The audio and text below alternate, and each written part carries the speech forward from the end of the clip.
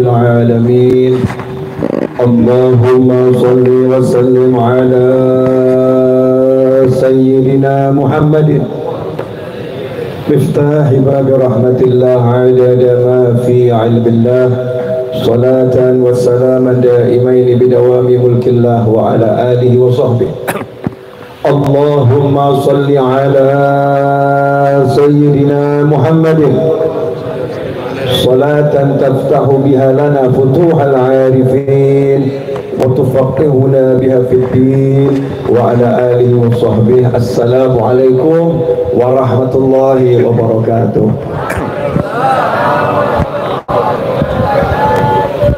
Alhamdulillah, di malam hari ini Allah Ta'ala pertemukan kita dalam keadaan yang sangat indah.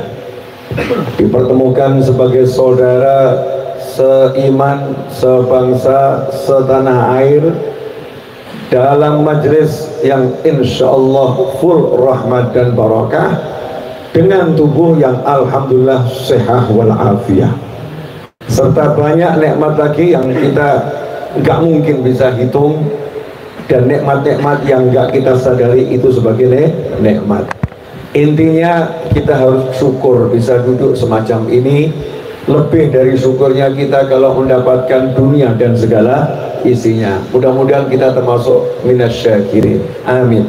Orang-orang yang ahli bersyukur. Yang kedua, terima kasih kepada para habaib, tokoh masyarakat, para masyayikh yang sudah menyelenggarakan majelis ini. Saya senang datang ke sini pertama karena ini majelisnya cucu untuk kakek. Ya, majelisnya cucu untuk kakek, haulnya cucu untuk kakek, maulidnya juga cucu untuk kakek. Karena ini yang menyelenggarakan maulid adalah cucu-cucu Nabi Muhammad Sallallahu Alaihi Wasallam. Ini namanya majelis birrul walidain, sebagaimana tadi dikatakan, baktinya anak kepada orang tua.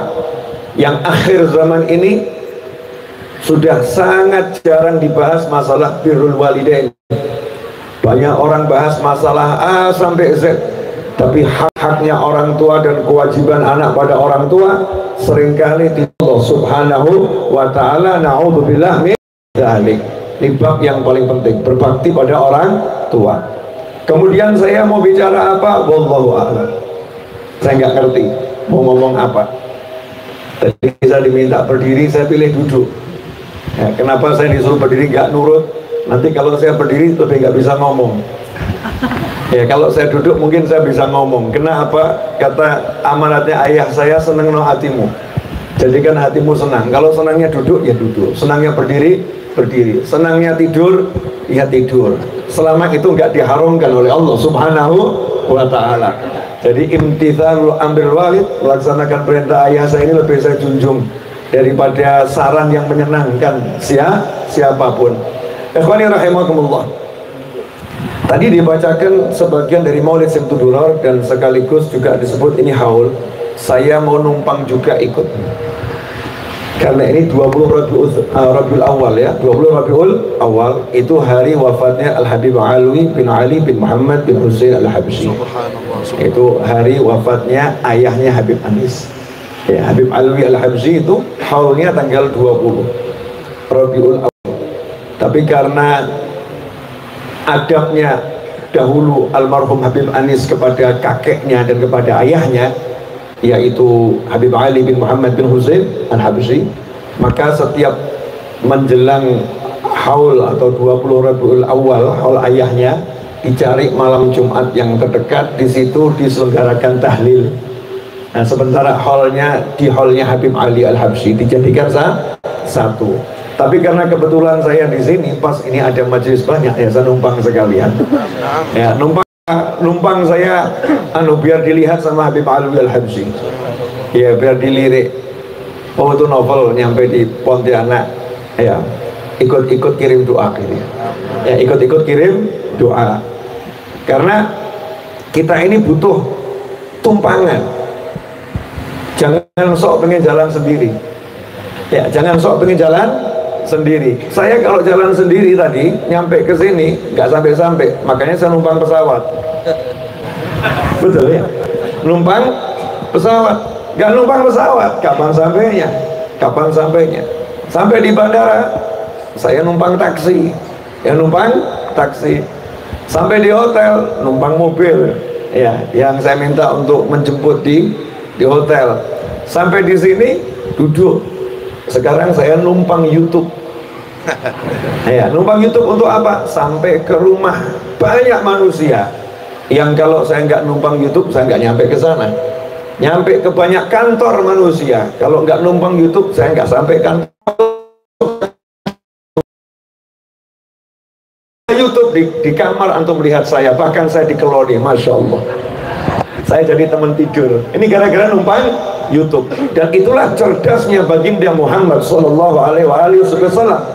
Dalam salah satu sabdanya, kalau saya nggak salah ingat, sabda ini beliau SAW sampaikan di Hajjatul Wada ketika kurang lebih 120.000 sahabat yang berkumpul di hadapan Nabi Muhammad Sallallahu Alaihi Wasallam. Kemudian Rasul di situ diantaranya menyampaikan sabda yang berikut, "Ballighu anni walau ayat." Sampaikan dariku walaupun cuma satu ayat. Kalimat ini kalau kita terjemahkan pakai bahasa semacam ini kurang asyik. Kalau bahasa Arabnya udah pasti asyik. Tapi kalau bahasa Indonesia kita pakai sampaikan dariku walaupun cuma satu ayat, masuk ke telinga anak muda nggak paham. Nah, ini kalau bahasanya terjemahan gaulnya share ya, tolong di share, tolong di share. Ya, tolong di share, tolong di share. Jadi Nabi Muhammad SAW 1400 tahun yang lalu ngomong sama sahabat, tolong di share ya, tolong di share. Walaupun cuma sedikit, satu ayat tolong di share, di share, di share. Kenapa Nabi Muhammad SAW mengajarkan agar kita sharing ya, membagikan, meneruskan kepada yang lain? Karena dengan segala kemuliaan, segala kebesaran, segala kehebatan Nabi Muhammad SAW sebagai manusia, meskipun bisa, ya meskipun mampu dengan izin Allah Subhanahu wa Ta'ala, tapi Rasul ini suri teladan, beliau contoh, ya beliau contoh Sallallahu Alaihi Wasallam. Manusia itu tidak akan mampu memasuki setiap rumah, gak akan mampu menemui setiap manusia. Bumi ini sangat luas, manusianya sangat banyak, suku bangsanya berbeda-beda, bahasanya beraneka ragam. Sementara waktunya cuman sedikit 60 sampai 70 tahun. Setelah itu pindah perjalanan ke alam yang lain, yaitu alam barzakh. Maka dalam waktu yang singkat, gak mungkin menurut logika dasar manusia bisa menyampaikan kepada seluruh umat manusia satu demi satu orang menyerahkan pada orang yang lain secara langsung, gak mungkin bisa. Maka Nabi Muhammad SAW mengajarkan kepada kita semua, berpikirlah yang cerdas, ya berpikirlah yang maju, ya berpikirlah yang hebat. Di mana Nabi Muhammad SAW tidak memaksakan harus aku yang datang ke sana, harus aku yang berbicara langsung, harus aku yang berada di rumahnya, harus aku yang menyampaikannya. Tapi Nabi Muhammad SAW mengajak semua manusia untuk menjadi penerus beliau. Kalau aku nggak bisa, kamu bisa sampaikan. Kalau kamu nggak bisa, dia bisa sampaikan. Kalau dia nggak bisa, dia bisa sampaikan. Yang penting esensinya, bagaimana caranya pesannya nyampe. Itu yang paling penting. Gimana pesannya nyampe? Kalau pesannya nyampe bisa lewat tulisan, makanya dibuat buku. Buku ini dibuat pertama kali di Thariqah Alawiyah Bani Alawi. Para habaib dahulu tuh nggak nulis buku, sama dengan ulama-ulama terdahulu ya, itu nggak nulis buku. Bukunya adalah muridnya. Jadi yang dibuat itu murid ya, bukan buku. Karyanya adalah manusia, bukan tulisan. Kenapa? Tulisan ini rentan dengan salah cetak ya, rentan nanti kitabnya kena rayap. Belum lagi nanti yang baca salah persepsi, salah pemahaman, maksudnya berbeda. Boleh saya kasih contoh? Ini nyantai saja ya. Nah, termasuk saya pilih duduk biar nyantai. Saya kalau berdiri saya jadi singa soalnya. Kalau berdiri jadi macan, ini duduk biar agak apa namanya lembut. Kalau berdiri nanti saya teriak. Boleh saya nanya? Tolong dijawab jujur. Boleh ya? Sering nggak dapat pesan WhatsApp? Sering. Coba kalimat ini ya, rasakan. Terserah kamu. Sama terserah kamu, ada titik, titik, titik, titik. Beda atau sama? Misal seorang suami kirim pesan WhatsApp ke istrinya, istrinya minta izin, sayang atau ayah atau mas atau kak atau apa bahasanya terserah, my love, apapun terserah ya, sakarepmu. Ini masing-masing kan punya sebutan. Izin mau pergi ke mall beli beras misalnya, agak keren juga ya, beli beras ke mall ya, beli beras tapi izinnya ke mall. Mau beli beras ke mall, suaminya jawab karena lagi pengajian, pengajian, ditulis terserah kamu, nggak sempat dikasih titik, titik, titik, titik. Istrinya bacanya apa itu? Kalimat izin atau ancaman? Nggak pakai titik-titik, terserah kamu. Berarti suami saya lagi marah. Padahal suaminya nggak lagi marah, suaminya lagi tergesa-gesa, nggak sempat kasih titik, titik, titik. Akhirnya dijawab sama istrinya, kok gitu? Kok gitu? Pulang pengajian sampai di rumah perang. Ya Pak, perang. Gara-gara apa? Istrinya salah membaca pesan. Pesannya nyampe, tapi membacanya salah. Kenapa? Intonasinya sang pembaca tidak sesuai dengan intonasinya sang penulis. Makanya dahulu para ulama nggak mau nulis buku. Ya, nulisnya manusia. Manusianya dijelaskan, maksudnya begini, maksudnya begini, maksudnya begini, sehingga tidak terjadi salah tafsir, salah pemahaman, seperti apa yang dimau oleh sang guru. Tapi kemudian para habaib, para masyayikh yang ada di Hadramut, yang ada di Mesir, para ulama melihat bahwasannya masyarakat ini berkembang. Masyarakat berkembang. Ada anaknya ulama misalnya dari Mesir gitu ya, udah pindah ke Indonesia. Sementara di Indonesia saat itu ya, saat itu mayoritas belum beragama Islam, masih animisme, dinamisme. Sebelumnya lagi Indonesia belum ada Islam, karena yang bawa Islam adalah orang-orang yang dari Yaman. Ke seluruh dunia pembawa Islam ini Mekah, Madinah, Yaman, Mekah, Madinah, Yaman. Dari Mesir itu juga dari Mekah, dari Nabi Muhammad SAW. Indonesia orangnya hebat-hebat, orangnya baik-baik, tapi saat itu belum ada tauhid, animisme, dinamisme. Sehingga nanti kata Al-Habib Abdullah bin Alwi Al-Haddad radhiyallahu ta'ala dalam kitabnya An-Nafaisul Uluwiyah, beliau pernah ditanya hal yang semacam itu. Kalau ada satu wilayah belum ada Islam di sana, ya dakwah Islam belum nyampe, bagaimana wilayah itu nanti hukumnya di akhirat? Ya, hukumnya di akhirat bagaimana? Maka dijawab sesuai amalnya keseharian. Kalau kesehariannya orangnya baik, ya nanti di akhirat dia masuk jannah. Kalau orangnya buruk, ya di akhirat masuk neraka. Karena memang belum ada dakwah Islam sampai ke suatu tempat tersebut. Maka berangkatlah ini ulama-ulama dari Hadramut, anak cucu Nabi Muhammad SAW, dan pecinta-pecintanya yang ulama-ulama yang luar biasa, masuklah ke tanah air kita yang sekarang kita banggakan sebagai negara kesatuan Republik Indonesia. Dahulu masih ya bentuknya pulau-pulau, kerajaan-kerajaan, suku-suku. Saya ketika belajar ini saya sempat terkejut dan kaget. Kenapa? Karena metode dakwah para habaib zaman dahulu, ya gimana ya caranya? Kok bisa gitu ya? Mohon maaf, ini saya noleh ke kanan dan noleh ke kiri, agak gemeter juga saya. Masya Allah. Ya. Yang di sini imamah, di sini imamah, yang belakang imamah, pojok sana imamah ya. Full imamah, pakai sorban semua, wajahnya ganteng. Ini udah keturunan yang kesekian. Bayangkan kakeknya dulu, waktu masuk Pontianak, waktu masuk ke Aceh, waktu masuk ke Medan, Arabnya tuh kelihatan banget. banget, sangat kelihatan. Sementara yang di sini belum kenal Islam, nggak ada Islam, masih animisme, dinamisme, dan orangnya sakti-sakti, orangnya hebat. Santai ya, saya ceramah mungkin 5 jam ini. Mungkin loh, cuman mungkin. Ya, orangnya sakti-sakti, orangnya hebat-hebat. Di Pulau Jawa ada Candi Borobudur. Mau buat Borobudur tuh kalau orang nggak sakti nggak bisa itu. Jangan bicara teknologi. Kita zaman sekarang mau motong batu aja susahnya luar biasa.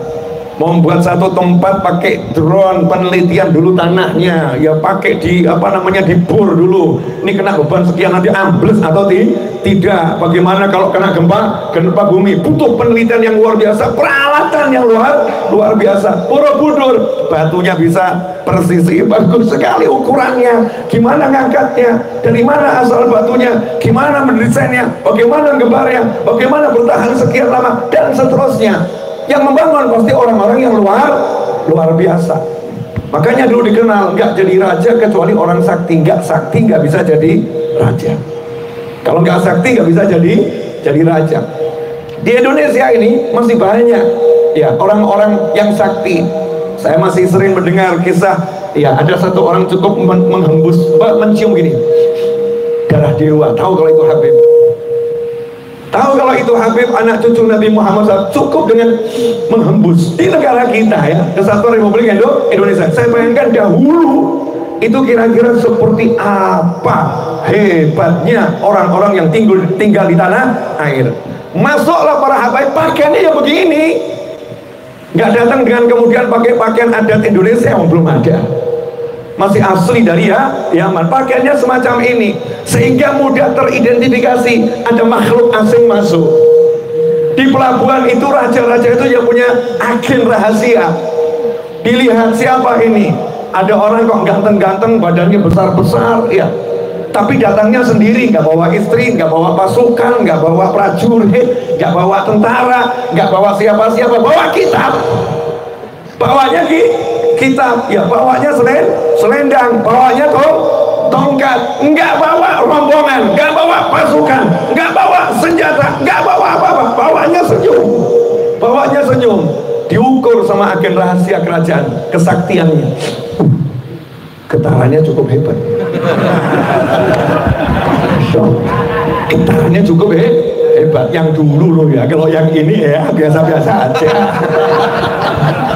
Biasa-biasa aja. Yang dulu getarannya luar biasa. Paham ini agen rahasia kerajaan, maka lapor sama raja. Datang orang-orang sakti, wajahnya ganteng-ganteng, tapi orangnya bersahabat, gak punya prajurit, gak punya apa, justru dagang. Ya dagang bisnis. Kata raja, bawa ke istana. Pertanyaan saya sekarang, mau masuk istana gubernur itu mudah atau susah? Mudah, asal ada kenalan. Betul ya. Tapi untuk punya kenalan mudah atau susah? Ya kalau nasibku bagus ya mudah. Tapi secara umum kan ya nggak mudah, harus ada prosedurnya. Masuk istana negara lebih lagi, penjagaannya, prosedurnya harus diikuti. Nggak sembarang orang boleh masuk istana negara, harus diamankan, harus dijaga. Lantas bagaimana para habaib yang wajahnya model seperti beliau ini, gagah-gagah, ganteng-ganteng, diizinkan masuk istana raja, duduk dengan raja, diangkat jadi guru, diangkat jadi menantu, dinikahkan dengan putrinya, dan rajanya masuk Islam, seluruh kerajaan pun ikut masuk Islam. Apa yang dibawa oleh mereka? Ini hebatnya luar biasa. Orang-orang nggak ada pakai perang, pakai ini, nggak ada. Pakai ini.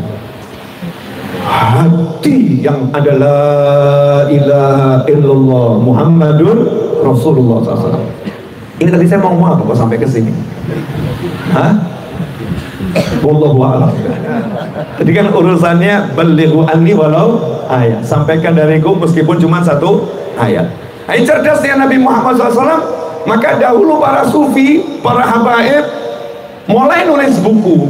Kenapa nulis buku? Karena bagian dari tabligh, sampaikan dariku meskipun satu ayat. Nah ini udah pada pindah ke Aceh, pindah ke Medan, ya, pindah sampai akhirnya ke Jawa. Anak cucunya para ulama, anak cucunya anak cucunya Nabi Muhammad SAW putus hubungan dari Hadramut jauh waktunya, maka dibutuhkan satu kitab ya, nanti bisa menjadi pedoman ya. Kitab ini jadi pedoman, baru di situ ditulis buku. Maka muncullah buku-buku banyak, Al-Kibritul Ahmar dan lain sebagainya. Itu yang mengawali kebetulan marganya Al-Idrus. Jadi memang Al-Idrus ini manfaatnya fil kitab ya. Pertama kali itu di Thariqah Alawiyah itu dari Abdullah bin Abu Bakar Al-Idrus, Habib Ali Abu Bakar As-Sakran. Jadi keluarganya Al-Idrus dari putranya Abdurrahman As-Sakaf. Yang pertama kali mengambil ijtihad bid'ah dalam Thariqah Alawiyah, yaitu menulis buku ya, membukukan ilmu, kemudian disebarluaskan kepada anak cucunya dan murid-muridnya di India, di Indonesia dan lain sebagainya. Nah, tabligh ini ternyata diajarkan langsung oleh Nabi Muhammad SAW. Cara menyampaikan, pokoknya kamu sampaikan persis seperti yang aku beritahu. Satu sahabat pergi kemana, satu sahabat pergi kemana, bawa pesan ini, bawa pesan ini. Akhirnya apa? Islam sampai ke negara kita. Akhirnya negara kita menjadi umat Islam mayoritas terbesar di dunia yang rahmatan lil alamin. Kenapa kita menjadi negara dengan umat Islam yang rahmatan lil alamin mayoritas dan besar di dunia? Karena yang membawa adalah anak cucu Nabi Muhammad sallallahu alaihi wasallam, yang kakeknya adalah wa ma arsalnaka illa rahmatan lil alamin. Lanjut atau cukup? Lanjut. Ya, ini baru mukadimah. Tadi kenapa saya naik kendaraan namanya YouTube? Biar apa?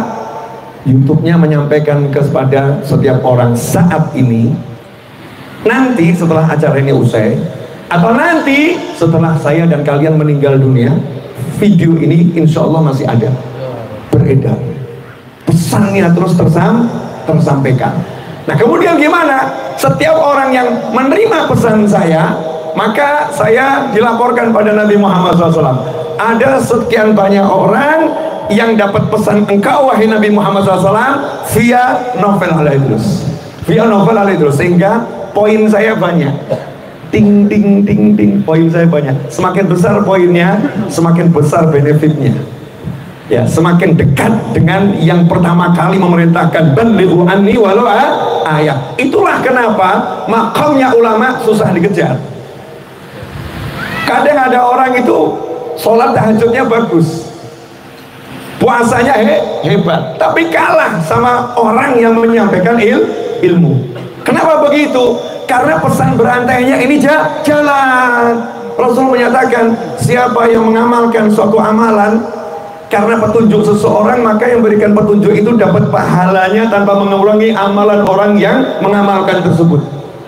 Perantara yang berikan petunjuk ini dapat pahala yang luar biasa. Nah, disinilah marilah kita berlomba-lomba ya, cari poin yang banyak, share. Tapi yang di share yang begini, jangan ada orang kecelakaan dipotret di share, ada musibah di share, yang gak enak di share, banjir gak jelas di share, padahal cuma genangan air ya 5 meter tapi genangan air gitu ya, di share. Beritanya ngeri, Indonesia banjir, padahal itu cuma di belakang rumahnya, memang tanahnya cekung, dibilang Indonesia banjir. Beritanya ngeri, sehingga kalau dibaca ketika kita buka Google Map, Masya Allah, nanti akan perjalanan dan mungkin terganggu karena banjir yang terjadi di Kalimantan Barat. Padahal nggak ada banjir di sini, tapi tertulis seperti itu karena Google membaca pesan-pesan yang ada di masyarakat. Akhirnya kita rugi sendiri karena yang kita share yang jelek. Coba kalau yang di share yang bagus-bagus, aji. Jadi nggak ada pagi hari orang dengar berita kecelakaan, ya, dengar pagi-pagi berita alhamdulillah ada anak baru dilahirkan wajahnya seperti rembulan, kan keren, ajib. Biasakan itu, menyebar yang baik, share yang cakep. Ikhwani rahimakumullah, alhamdulillah. Ini mukadimah kenapa tadi saya tidak mau jalan sendiri, saya mau cari kendaraan. Semakin besar kendaraannya, semakin nyaman numpangnya. Kalau nggak percaya nanti terbang ke Madinah ya pakai pesawat baling-baling, sama terbang ke Madinah pakai pesawat yang susun 3 ya, 3 lantai pesawatnya. Kira-kira nyaman mana? Oh, belum pernah kok ya, repot juga ya. Mau kira-kira juga nggak tahu. Insya Allah yang belum pernah jadi pernah, amin ya. Yang belum mampu dijadikan mampu, amin. Yang belum bisa dijadikan bisa, amin. Ma'alutuful afiyah sahalah wal jamalah waridhul hidayah, amin. Allahumma amin. Semakin besar kendaraannya, dah naik mobil. Mobil itu kalau kecil kena lubang dikit bisa terbalik, bisa pecah bannya. Tapi kalau mobilnya itu besar, lubang kecil nggak terasa. Kenapa? Mobilnya besar. Maka ke akhirat cari kendaraan yang besar, jangan cari kendaraan yang kecil. Kendaraannya sendiri dipakai. Nah, itu yang namanya Ratibul Haddad. Kenapa? Ratibul Haddad dibaca oleh umat Islam di seluruh dunia, dan yang nyusun adalah cucunya Nabi Muhammad Sallallahu Alaihi Wasallam. Namanya kita lagi naik kendaraan yang besar. Naik itu Maulid Barzanji, Burda, Diba, Simtudurar. Karena ini dibaca oleh umat Islam di seluruh dunia, dan pengarangnya wali Allah yang dimuliakan Allah Subhanahu wa Ta'ala. Ikut itu majelis yang dihadiri oleh banyak umat Islam, ta'allum wa ta'alim, karena itu kendaraan-kendaraan yang besar. Nah, kendaraan yang besar ini nanti akan menyelamatkan kita dunia sebelum akhirat. Jadi selamat dunia, selamat akhirat. Bab yang akan saya sampaikan pada malam hari ini insya Allah adalah apa yang ada di Maulid Simtudurar setelah Mahalul Qiyam. Ada Simtudurar kitab ya. Biar saya wahina, biar nggak salah. Setelah Mahalul Qiyam itu ada Wahina Baroza. Pasal ini menurut Habib Anis tidak boleh ditinggalkan kalau baca Maulid Simtudurar. Jadi kalau baca Maulid Simtudurar, pasal ini harus dibaca. Kenapa? Karena inilah pasal atau bab yang menceritakan kelahiran Nabi Muhammad SAW. Jadi kalau baca Maulid ini nggak dibaca, berarti Rasulnya belum lahir. Wahina Baroza, ketika lahir Nabi Muhammad Sallallahu Alaihi Wasallam. Dan dalam pasal ini ada satu kisah yang disampaikan oleh seorang sahabat yang bernama Abdurrahman bin Auf radhiyallahu taala anhu. Faqad warada an Abdurrahman bin Auf an Ummi Syaffa'i radhiyallahu anhuma. Sudah diriwayatkan dari seorang sahabat yang bernama Abdurrahman. Nih, kita bahas satu-satu ya, boleh ya? Nyantai aja. Zaman sekarang ini saya bingung, mungkin kalau Pak RW, Pak Lurah, Pak Camat baca data kependudukan, itu akan bingung lihat nama warganya sendiri. Namanya macam-macam, bagus-bagus, macam-macam. Ya, kadang-kadang aneh-aneh juga. Ada yang namanya Jomalon. Ditanya ini, Pak, ini nama ngambil apa? Oh, merek parfum. Ternyata ngasih nama anak sesuai merek parfum. Ada lagi anaknya dikasih nama Bandrol. Masya Allah. Kok Bandrol, kenapa? Ya, ini singkatan nama saya dan nama istri saya digabung jadi satu, munculnya Bandrol. Tanda cinta kami. Bukan nggak boleh, tapi sebagai orang tua jangan semena-mena terhadap anak. Jadi orang tua jangan semena-mena terhadap anak. Anak ini punya hak, harus dimuliakan oleh orang tua. Gak boleh anak disia-siakan, gak boleh kita semena-mena pada anak. Termasuk salah satu kewajiban orang tua kepada anak adalah memberi dia nama yang baik menurut Allah dan Nabi Muhammad SAW. Bukan baik menurut manusia, bukan baik menurut kepala kita, bukan baik menurut katanya, tapi baik menurut Allah dan Nabi Muhammad Sallallahu Alaihi Wasallam. Kenapa? Karena nanti di akhirat kita tuh diabsen sesuai nama kita. Kalau namanya nggak bagus, maka akan malu tuh nanti di akhirat. Akan malu. Kadang di dunia juga merasa malu. Kenapa aku diberi nama semacam ini? Maka wahai orang tua, mari kita perhatikan kalau mau ngasih nama anak, jangan cari nama anak di Google. Masya Allah, istrinya hamil, yang yuk set Google yuk, Cari nama anak di Google. Bukan nggak boleh, tapi aneh. Oh, di kampungnya ada imam masjid kok. Betul ya?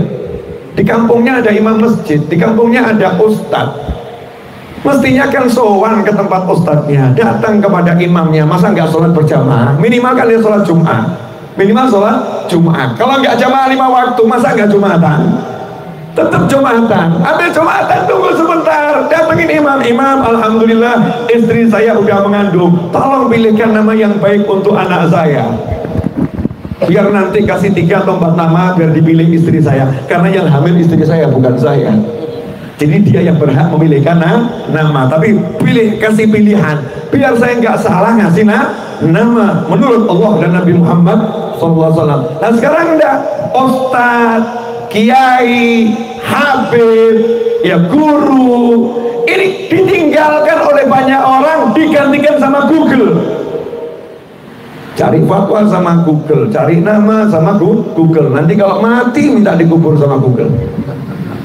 Kalau meninggal biar Google yang tahlilkan, ya Google yang tahlilkan. Doa ustadznya nggak usah tahlilkan. Apakah semacam itu? Apakah seperti itu? Ikhwani rahimakumullah, kasih nama yang baik. Dan sebaik-baik nama ma'ubbid wa ma'hummid. Kata Nabi Muhammad SAW, nama yang terbaik adalah Abdullah, Abdurrahman, Abdul Latif, Abdul Jabbar, Abdul Qahhar. Menggunakan Asma'ul Husna. Dan betapa pemurahnya Allah. Namanya boleh kita pakai asal kamu ngaku saja sebagai hambanya. Hambanya Ar-Rahman, hambanya Al-Latif, hambanya Al-Qahhar, hambanya Al-Ghafur. Ya, pakai itu nama Allah Ta'ala, tambahin hambanya. Kemudian juga Muhammad, namanya Nabi Muhammad SAW, Muhammad, Ahmad, Toha. Namanya Rasul, boleh kita pakai buat diri kita, boleh kita pakai buat anak-anak kita. Insya Allah kalau namanya itu Muhammad, Ahmad, Toha, insya Allah akhir usianya husnul khotimah. Jangan lihat sekarangnya, akhir usianya husnul khotimah. Kenapa?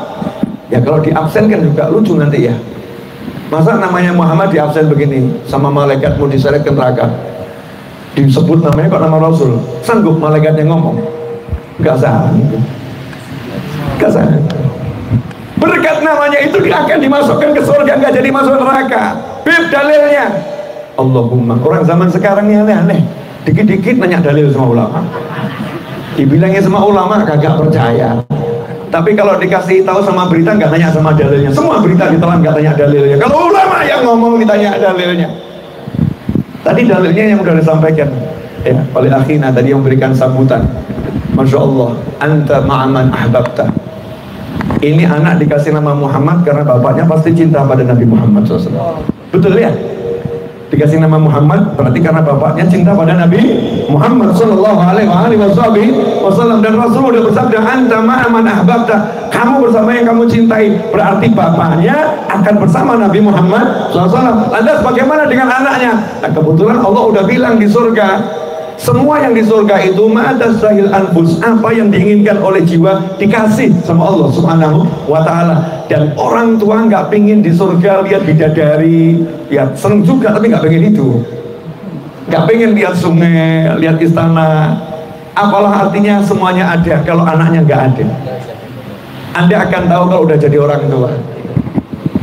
Semuanya ada, anaknya nggak ada, anaknya di neraka nggak mau orang tua. Maka minta sama Allah, ya Allah, anakku bawa ke sini, anakku bawa ke sini.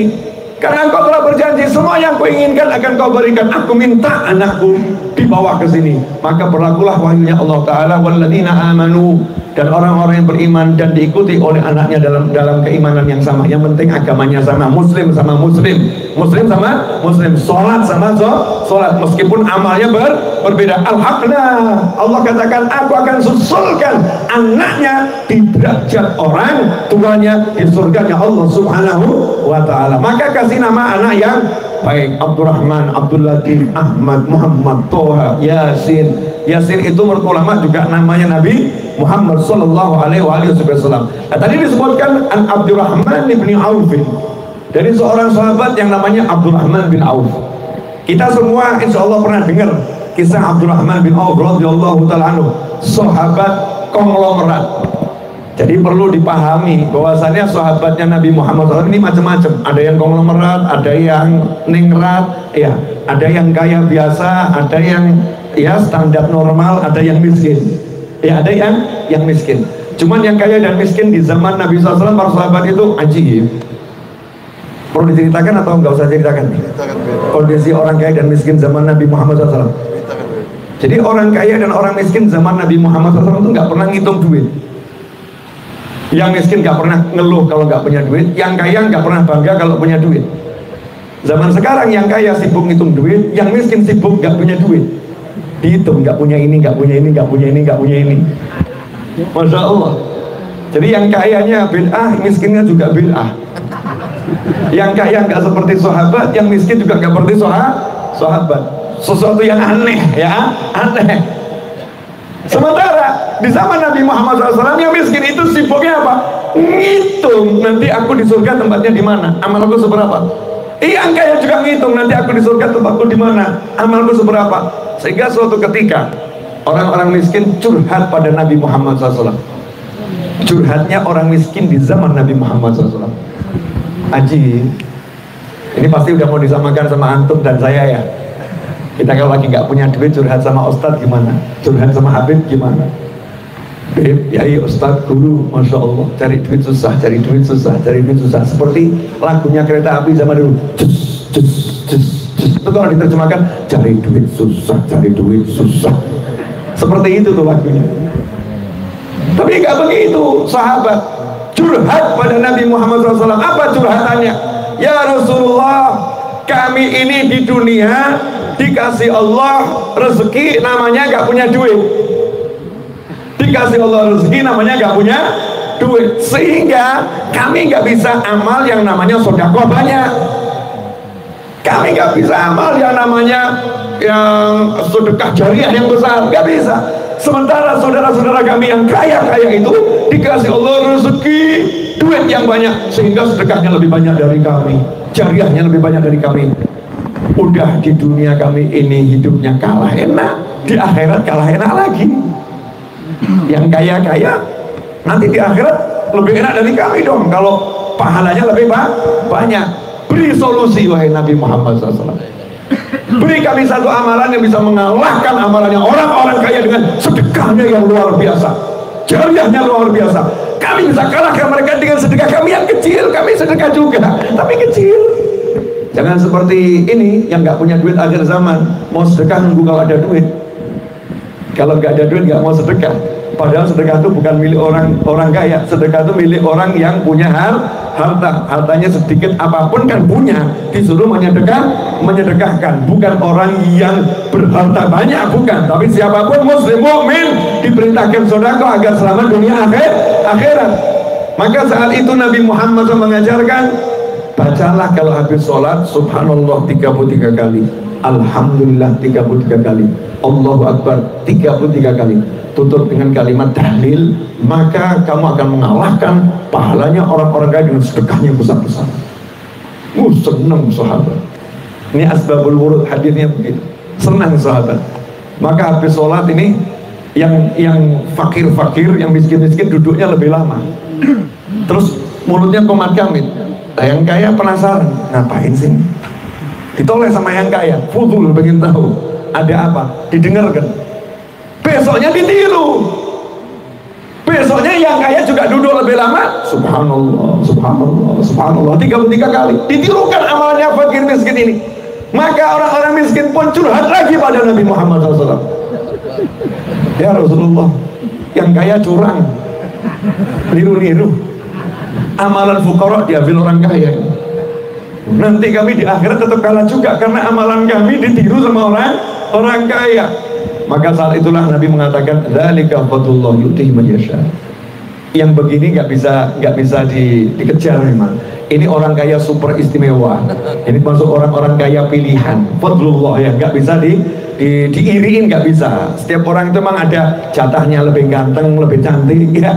Ada lebih, ini punya kelebihan, udah kamu terima kalah aja kalau sama ini nggak apa-apa gitu ya. Karena nggak semua orang seperti ini nggak banyak yang model seperti ini, orang-orang yang luar biasa. Min jumlah di antara orang kaya yang soleh, yang taat, sahabat Nabi Muhammad SAW adalah Sayyidina Abdurrahman bin Auf radhiyallahu ta'ala anhu. Pertanyaannya, apakah Sayyidina Abdurrahman bin Auf lahir sebagai orang kaya, kemudian tiba-tiba kaya raya dan menjadi sahabat yang di masa Nabi Muhammad SAW sedekah 4.000 dinar uang emas? 1 dinar itu setara dengan sekitar 2 juta rupiah kalau timbangan emasnya. Maka kalau 4.000 dinar silahkan dikalikan sendiri, berarti berapa itu? 8M atau berapa ya? Masya Allah. Sedekahnya Sayyidina Abdurrahman bin Auf setelah wafatnya Nabi Muhammad SAW, sedekah dengan 40.000 dinar, sedekah dengan separuh hartanya. Masya Allah. Apakah ujuk-ujuk begitu tiba-tiba jadi orang kaya? Enggak. Kaya dan miskin itu adalah perjalanan hidup. Ada orang yang lahir tiba-tiba kaya, sebelum mati tiba-tiba miskin, hartanya habis. Ada orang yang lahir gak punya harta, miskin, perjalanan hidupnya semakin hari semakin ekonominya naik, sampai akhir usianya menjadi orang yang kaya raya. Ada orang yang perjalanan hidupnya sebentar kaya, sebentar miskin, sebentar kaya, sebentar miskin. Ada orang yang hidupnya dari lahir sampai meninggal dunia miskin terus. Itu namanya perjalanan hidup. Tapi mari kita contoh gimana cara suksesnya Sayyidina Abdurrahman bin Auf. Ya, caranya bisa ditiru, hasilnya nggak bisa. Karena hasil ini sesuai pembagian Allah Subhanahu wa ta'ala. Tapi minimal kalau beliau dapat 100, kita dapat 50 kan lumayan. Lumayan atau nggak lumayan? Lumayan. Caranya bagaimana? Caranya adalah apa yang disebutkan di Maulid Simtudurun ini, pasal setelah Mahalul Qiyam.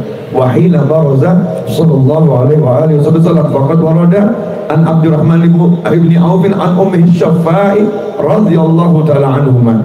Ibunya Sayyidina Abdurrahman bin Auf bernama Syaffa. Ya, kata perawi hadis ini dari Sayyidina Abdurrahman bin Auf, beliau meriwayatkan bahwasanya ibunya yang bernama Syaffa, semoga Allah meridhoi keduanya, berkata, Syaffa ini siapa? Ibunya Sayyidina Abdurrahman bin Auf. Ada riwayat yang mengatakan bukan Syaffa tapi Syifa.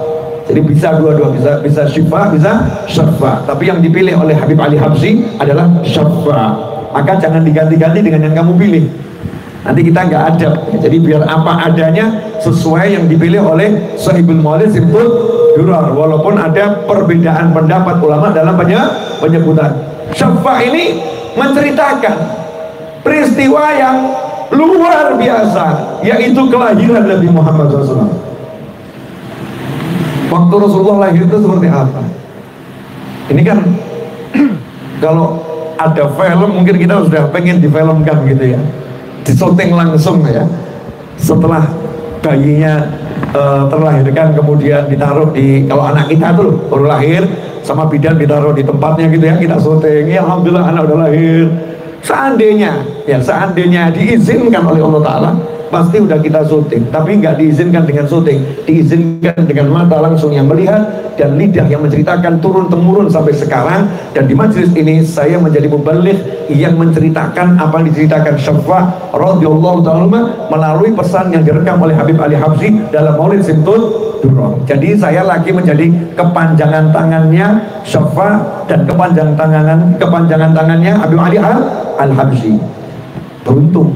Nah, jadi punya modal nanti. Kalau minta geret sarung tadi loh, ada sebabnya. Asal geret sarung nggak ada sebabnya ya hajar.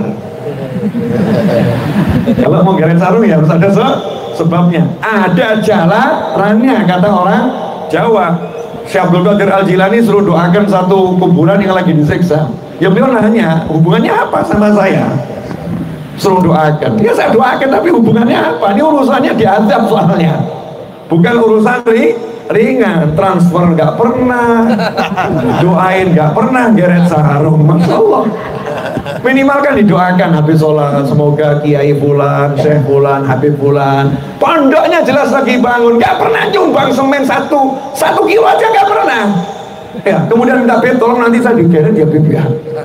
Saya nggak punya duit buat apa nyumbang semen. Apa kamu nggak punya lisan untuk mendoakan? Nah, ini namanya ikut andil dalam berdoa. Itu apapun. Apa kamu nggak punya handphone untuk bantu share tentang berita-berita dari pondok pesantren tersebut? Kalau kita lakukan itu, maka nanti bisa itu geret sarung, geret jubah dan lain sebagainya. Maka Syekh Abdul Qadir Al-Jilani nanya, apa hubungannya dia sama saya? Pernah makan bareng sama saya? Enggak pernah. Minum? Enggak pernah. Sama murid saya? Enggak pernah. Hadir pengajian? Enggak pernah. Waduh, repot, saya suruh nolong dia. Repot. Terus dijawab sama orang tadi, tapi itu teman saya ini pernah lihat waktu antum sama rombongan murid-murid antum itu jalan di depan rumah saya, itu setelah pergi sisanya itu masih ada debu-debu yang diinjak kuda itu masih berterbangan karena rombongannya besar, ya rombongannya besar, jadi masih kabut debu. Maka teman saya ini nanya, ini ada apa ini? Kok sampai jalanan ini penuh dengan debu? Siapa yang baru lewat? Raja kah yang baru lewat? Bukan, Syekh Abdul Qadir Al-Jilani radhiyallahu dengan murid-muridnya. Oh, hebat ya. Pernah lihat debu yang diinjak sama kuda saya dan kuda murid-murid saya? Pernah. Berarti sekarang saya bisa nolong. Ya, modal begitu aja ditolong Pak Ali, apalagi seperti ini. Hadir majelis, ya, bantu nanti rampung buang sampah. Kadang-kadang hadir majelis, tapi rampung bantu ngasih sampah. Bukan bantu buang, bantu ngasih sampah. Gitu mau geret sarung ya. Nah, digeret yang lain nanti. Jangan ngotorin, tapi bantu membersihkan. Ya, bantu keamanan di depan, masya Allah. Kadang Pak Polisi tidak ada di sini, ada di belakang, bantu ngamankan. Nggak ada yang terima kasih, tapi Allah nggak lupa. Allah akan terima, beri dia rasa apa namanya, balasan yang luar biasa. Kadang-kadang teman-teman ahli majelis nggak duduk di depan, ini yang dikenalkan habibnya, syekhnya, ustadznya, masya Allah, masuk kamera dilihat masyarakat. Saya dikenal orang, dekat saya minta foto. Dan bagian keamanan siapa yang minta foto sama dia? Nggak ada. Kadang lewat rumahnya orang nggak ada yang disapa, nggak diampirno dan lain sebagainya. Saya nggak bisa balas, tapi Allah subhanahu wa ta'ala gusti boten sare. Allah nggak tidur, Allah maha hidup, Allah maha melihat, Allah akan membalas kebaikan setiap orang. In ahsantum ahsantum li anfusikum. Lanjutkan ke syafa. Alhamdulillah saya sudah bicara 47 menit. YouTube nggak berdusta itu jamnya. Ini 47 menit. Mau dilanjut atau sudah cukup? Yakin? Nyantai ya. Terasa enggak 47 menit? Antum. Nah, kalau saya terasa di sini. Lanjut ya. Nah, syafa ini adalah seorang wanita yang mendapatkan anugerah yang luar biasa dari Allah Ta'ala karena diizinkan hadir di ruangan lahirnya Nabi Muhammad SAW. Jadi ketika Nabi Muhammad SAW masih dalam kandungan di perut ibunya mau melahirkan, itu arwahnya wanita-wanita solihah, di antara Sayyidatuna Maryam, ya, Sayyidatuna Maryam, kemudian istrinya Firaun yang beriman dan masuk surganya Allah Ta'ala, dan bidadari khusus, bukan semua bidadari terpilih. Kalau yang di surga ya bidadari, tapi biasa-biasa saja karena nggak lihat lahirnya Nabi Muhammad SAW. Yang diizinkan turun ikut menjadi bidan-bidan dan mengatur kelahiran Nabi Muhammad SAW adalah ruh wanita solihah pilihan dan bidadari pilihan. Ditutupin ibunya Nabi Muhammad SAW ya, dengan selendang-selendangnya bidadari, masya Allah, indah sekali. Rumah itu penuh dengan cahaya bidadari dan arwah wanita-wanita yang solihah. Di situ ada syafa. Siapa syafa? Apakah seorang mukminah? Oh, belum ada Islam kok. Baru ada agamanya Nabi Ismail yang udah sekian ratus tahun ya, sekian ratus tahun. Belum Rasulullah jadi Rasul menyebarkan Islam usia 40 tahun. Artinya belum ada la ilaha illallah Muhammadur Rasulullah di muka bumi, adanya baru di surga. La ilaha illallah Muhammadur Rasulullah di tiang-tiang surga. Syafa ini mendapatkan kemuliaan bukan sekedar hadir di tengah-tengah rumah dilahirkannya Nabi Muhammad SAW, tapi apa kata Syafa radhiyallahu taala anhuma, semoga Allah meridhai beliau dan putranya Abdurrahman bin Auf. قالت لما ولدت آمنة رضي الله عنها رسول الله صلى الله عليه وسلم وقع على يدي فاستهل فسمعت قائلا يقول رحمه الله أو رحمك ربك قالت الشفاء فأضاء له ما بين المشرق والمغرب حتى نظرت إلى بعض قصور الروم. Ya, pengajiannya sampai di sini aja. Penjelasannya ini lumayan kok. Belum selesai tenang. Maksudnya mau saya jelaskan sampai titik itu saja. Kalau dilanjutkan terus 5 jam beneran. Jadi Syafa' berkata, ketika Sayyidah Aminah radhiyallahu taala anha, ini pelajaran buat kita semua, jangan pernah ragu kalau ayah dan ibu Nabi Muhammad SAW tempatnya di surga, dan dua manusia yang sangat beriman pada Allah Ta'ala, yang satu namanya Aminah, wanita yang aman, yang selamat, yang satu namanya Abdullah, hambanya Allah Subhanahu wa Ta'ala. Jangan ikut orang-orang yang berpikir, terserah kalau mereka berpikir seperti itu, terserah kalau beliau berpikir seperti itu, terserah kalau dia berpikir seperti itu. Tapi saya, leluhur saya, guru-guru saya, para habaib, para kiai, orang-orang yang berilmu mengatakan ayah dan ibu Nabi Muhammad adalah dua manusia yang beriman pada Allah Subhanahu wa Ta'ala. Maka jangan ragu mengucapkan radhiyallahu anha, radhiyallahu anhu. Jangan was-was. Jelas semuanya? Jelas. Jadi nanti kalau punya anak perempuan kasih nama Aminah. Kok dikasih nama Aminah siapa? Biar aman. Namanya nama ibu Nabi Muhammad SAW. Wanita yang selalu aman dimanapun, di dunia aman, di kuburan aman, di mahsyar aman, sampai di surganya Allah Subhanahu wa Ta'ala. Aminah. Namanya sama dengan nama ibu Nabi. Aku kasih karena cinta sama Nabi Muhammad SAW. Masya Allah. Itu gara-gara ngasih nama anaknya Aminah, bapak ibunya masuk surga itu. Lo kok bisa? Rasul berkata, kamu kasih anakmu karena cinta sama aku, cinta sama ibuku. Iya, ikut masuk surga bersama aku. Anta ma'aman ahbabta. Urusan cinta ini emang aneh cinta. Nanti saya bahas, insya Allah dikit aja kalau masih ada waktunya. Ini waktunya sampai jam berapa? Ala farhatikum Habib. Masya Allah. Ini repot ini kalimat ala farhatikum ini, panjang, lebar, luas. Yang hadir di sini kakinya masih kuat atau udah mulai ganti-ganti posisi? Nah, saya belum ganti posisi loh saya. Alhamdulillah. Antum sudah ganti belum? Belok kanan, belok kiri. Sudah ya? Nah, itu tanda-tanda kalau kakinya udah mulai gak kuat. Yang kakinya mau dijulurkan boleh, mungkin ada, kalau enggak sakit nanti ya dijulurkan boleh, mau berdiri boleh bebas. Yang penting jangan maksakan diri, nanti jadi penyakit.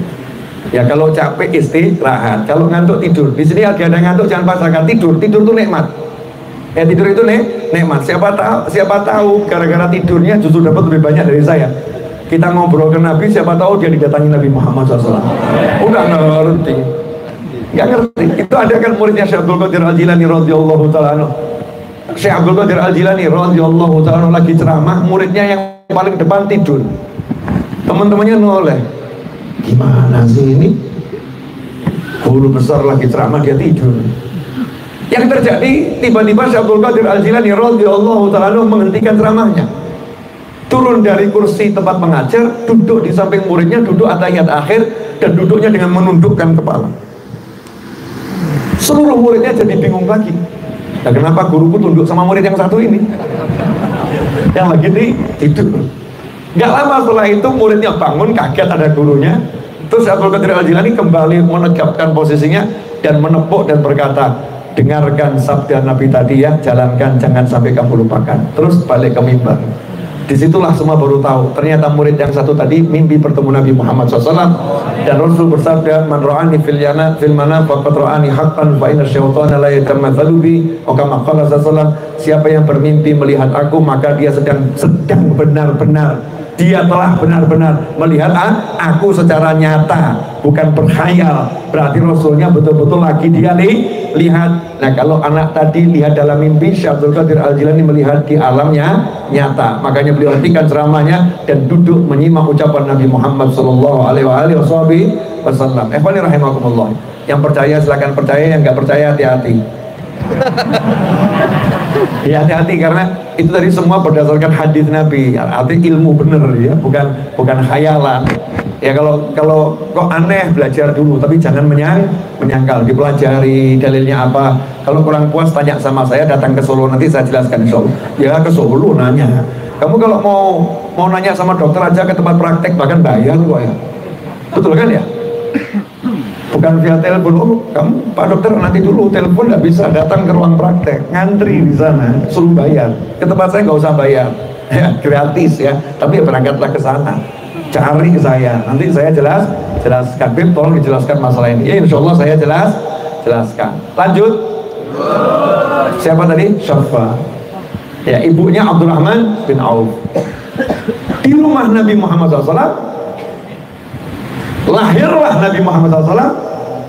Waqa ala yadayya, tubuh mulia Nabi SAW yang masih bayi mungil, yang lucunya luar biasa. Yashibu fil yawmi syabaz, yang dalam satu hari kata Habib Ali Habsyi dan para ahlillah ya, ahlul haq, Rasulullah SAW pertumbuhannya satu hari seperti bayi lain dalam satu bulan, orang remaja dalam satu bulan. Jangan kemudian kamu bayangkan tubuhnya membesar seperti itu, bukan fisiknya, tapi kemampuan intelektualnya, kemampuan sel-selnya, kemampuan yang gak kelihatan dan lain sebagainya, itu mengalahkan manusia biasa dengan kecepatan waktu 1 banding 1 bulan. Ya, 1 banding 1 bulan. Jadi Nabi kita tuh sangat-sangat luar biasa. Sallu ala Nabi. Allahumma shalli alaihi. Wa qala dia fastahal, kemudian menangis dengan suara keras. Makanya kalau bayi lahir nangis suaranya keras, berarti bayinya sehat. Kemudian ada suara malaikat yang mendoakan semoga Allah merahmatimu dan seterusnya, sampai kalimat ini, fa'adha'a lahu ma bainal masyriqi wal maghrib hatta nadhartu ila ba'di qusurihum. Katanya Syafa radhiyallahu anha, bayi itu Nabi Muhammad SAW memunculkan cahaya dari tubuhnya, yang cahaya itu menerangi barat sampai timur. Kalimat menerangi barat sampai timur berarti Syafa itu betul-betul melihat barat dan timur. Paham nggak ini maksudnya? Belum, jangan ngaku paham. Belum, sabar. Kita akan jelaskan pelan-pelan. Ini tadi rumah.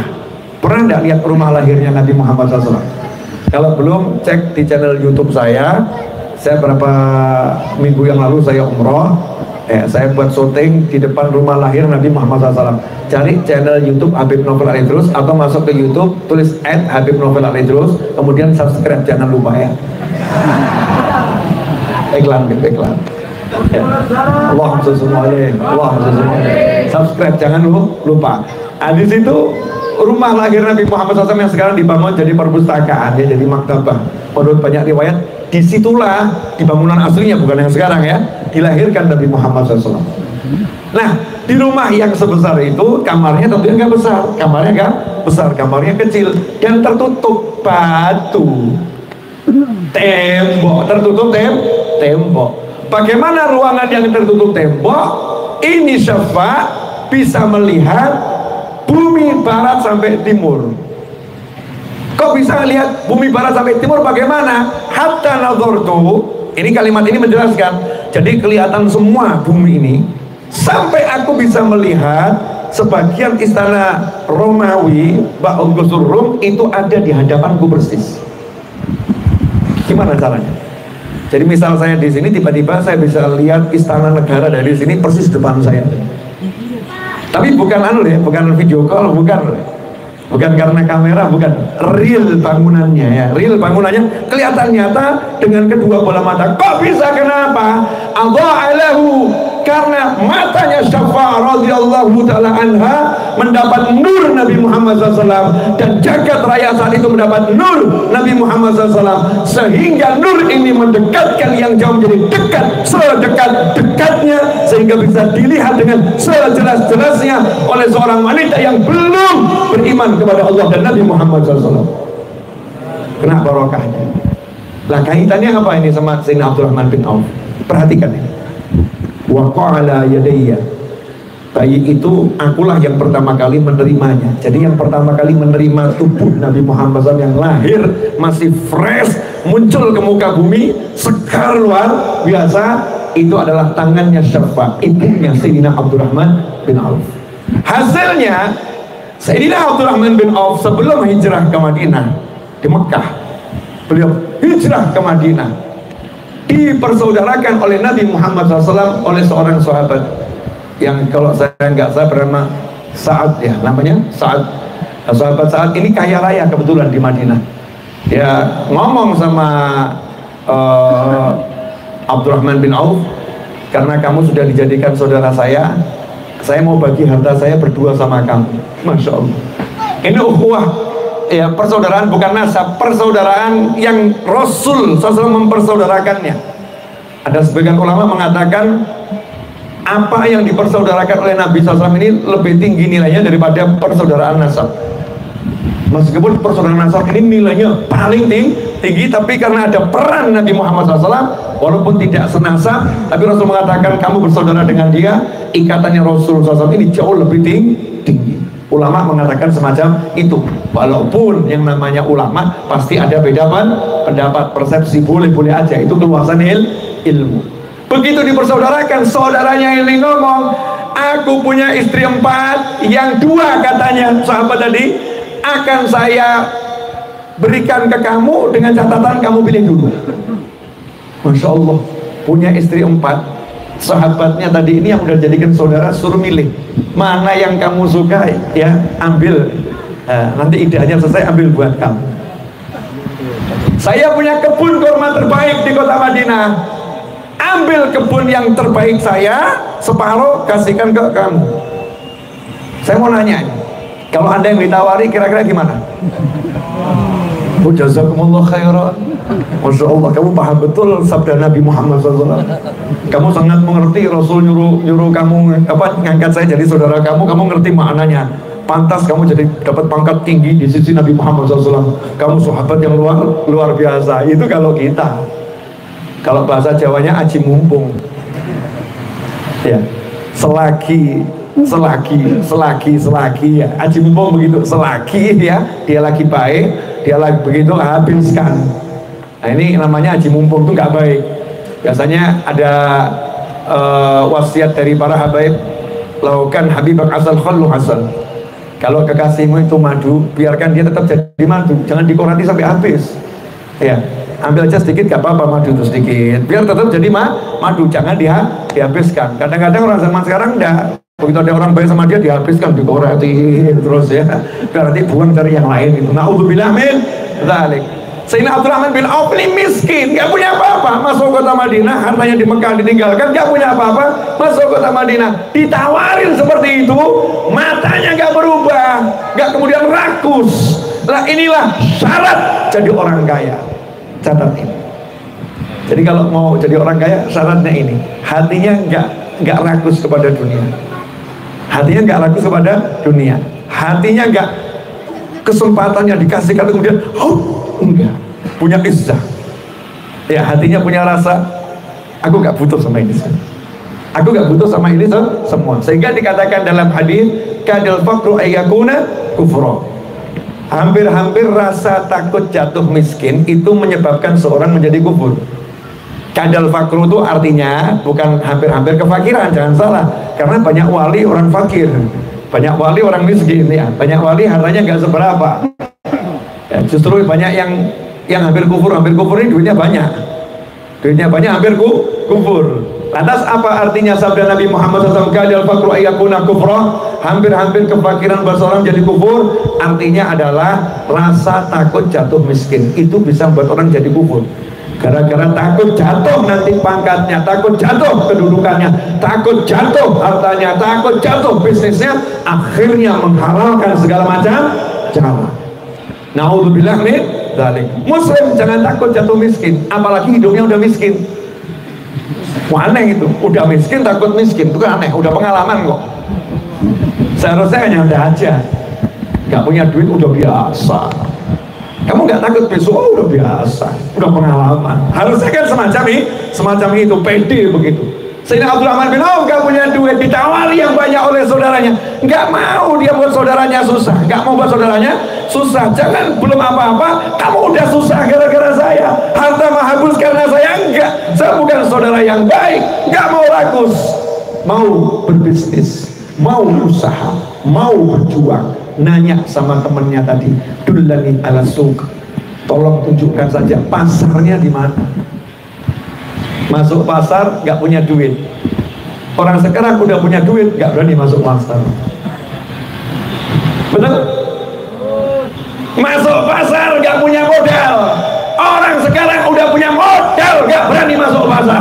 Masya Allah. gitu ngaku pecinta Nabi Muhammad SAW, gitu ngaku pecinta ulama, gitu ngaku alim, ngaku punya ilmu. Ini nggak punya modal duit, tapi punya modal semangat, badan, tubuh yang kuat, yang sehat. Saya akan masuk pasar, saya akan bekerja. Dan itu pernah dipraktekkan oleh seorang yang mau mengajarkan bisnis ala Nabi Muhammad SAW. Mau ceritakan dikit, karena pernah kampung ini dikit lagi ya. Iya, sekarang besok saya pagi-pagi harus terbang melanjutkan perjalanan. Habis sholat subuh lanjut jalan lagi. Oke, jadi nanti jangan pakai acara salaman-salaman, karena itu tidak menyenangkan untuk saya, menyenangkan untuk kamu. Dan terjadi kecurangan yang luar biasa. Kamu salaman sekali terus pergi, tapi saya nggak boleh pergi, so begini terus. Betul ya? Jadi salamannya diwakilkan pakai hati. Kecuali kamu ketemu saya sendiri-sendiri, oke salaman. Tapi kalau segini salaman semua waktunya habis, badannya remuk. Makanya bil gulu. Ya bil gulu. Pakai hati. Salaman hati juga berkahnya luar biasa. Lanjut. Nah, ada satu orang yang mau praktekkan ini ilmunya Sayyidina Abdurrahman bin Auf. Dari Jakarta diajak terbang ke satu pulau di Indonesia ini, saya lupa pulau mana. Batam kalau nggak salah, diajak terbang ke Batam. Ini apa itu namanya kalau seminar-seminar gitu ya. Kayak seminar-seminar diajak terbang ke Batam. Bayarnya mahal, diajak terbang ke Batam, hotelnya bagus. Seneng orang seminar di Batam, hotelnya bagus. Setelah itu diajak nyebrang ke pulau, naik kapal. Sampai di sana, sampai di sana, cuma dikasih KTP-nya saja, uangnya semua diambil. Terus dikasih tahu, ini kapal ini adanya cuma sore nanti, baru ada lagi seminggu lagi, dan kalian tidak saya tinggalin uang. Ya, udah, sekarang saya tinggal balik ke hotel. Sama yang buat seminar tinggal balik ke hotel, pesertanya ditinggal di pulau. Pagi hari ditinggal, sore nanti kapalnya baru akan datang menjemput. Kalau nggak punya uang buat naik kapal, maka nunggu seminggu lagi baru mau dijemput sama yang buat seminar tadi, dan tidak ditinggalin uang. Nah, pasarnya di situ. Pusing pesertanya. Ini yang buat seminar majedub ini,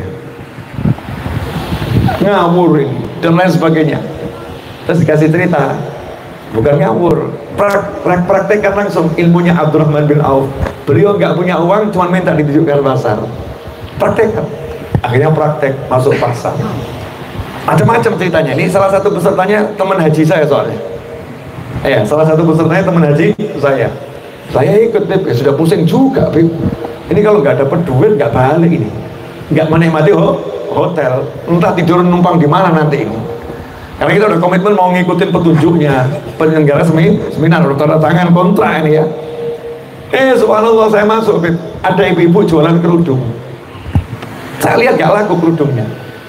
Saya bilang, Bu, boleh nggak saya bantu jualin? Nanti ibu kasih keuntungan ya berapa terserah saya. Harga dari ibu sekian toh, saya jual sekian. Boleh nggak? Boleh. Di sampingnya saya jualan, Bib. Siapa mau beli kudung? Beli kudung. Ya dengan teriakan saya, subhanallah, Bib, laku. Ya kerudungnya laku. Yang lain tuh teman saya lihat saya laku, niru. Apa? Cari yang di pasar itu jualan apa? Dibantu jualin. Ya, dibantu jualin. Jadi kami masuk ke pasar nggak bawa uang, keluar bawa duit banyak. Nah sekarang ini aneh anak-anak muda ini. Udah punya duit, ya nggak berani cari duit, nggak berani kerja. Islam itu mengajarkan kita jadi lelaki yang perkasa, bukan menjadi pengangguran yang begitu-begitu, enggak, yang meresahkan, yang mengganggu, yang merepotkan, ya, menjadi benalu, yang menyusahkan orang lain, tapi jadi orang yang bermanfaat. Singkat cerita, berapa hari kemudian Nabi Muhammad SAW ketemu Sayyidina Abdurrahman bin Auf. Dilihat tuh di wajahnya tanpa ada bekas parfum, ada semir rambutnya, berubah wajahnya seperti wajahnya temanten baru. Ditanya sama Nabi Muhammad SAW, apa kamu sudah menikah? Iya ya Rasulullah, barusan menikah. Maharnya apa? Rasulullah penasaran nih, maharnya apa? Emas ya Rasulullah. Seberapa? Sebiji kurma. Ya sebiji kurma. Aulim wala bisyah. Di situ muncul sabda Nabi SAW, buat pesta walimah meskipun cuma dengan seekor kambing. Artinya baru kerja ayam beberapa hari, mungkin 5, nggak sampai seminggu. Sayyidina Abdurrahman bin Auf kerja di pasar radhiyallahu anhu, belum sampai seminggu udah bisa menikah, maharnya emas sebiji kurma, dan bisa walimah dengan seekor kambing. Zero modal. Jadi kalau kamu datang maulid Simtuduror sekian tahun baca pasal ini, nggak pernah paham yang terkandung di dalamnya, malam ini harus paham dan besok praktek. Berarti 7 hari lagi para jomblo sudah menikah. Doanya kabul tadi kan, jomblo segera menikah. Ini ilmunya udah dikasih. PD, saya orang yang nggak butuh sama dunia, tapi saya akan cari dunia dengan cara Allah Subhanahu wa ta'ala. Sampai di sini jelas?